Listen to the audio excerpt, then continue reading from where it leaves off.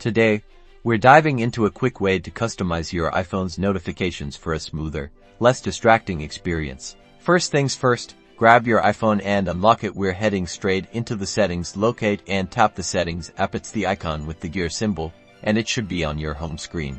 Now that you're in settings, scroll down until you find accessibility. Tap this option. You might have to scroll a bit, as it's usually located a few options down.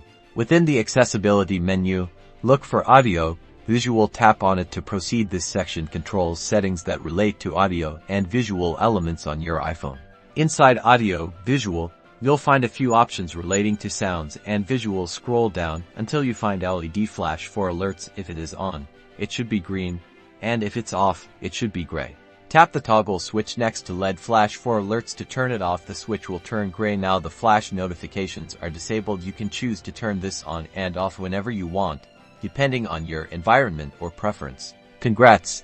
You've successfully turned off the LED flash notifications. Congratulations! You've just customized your iPhone to receive less disruptive alerts. This also helps to preserve battery life and offers more discreet alerts.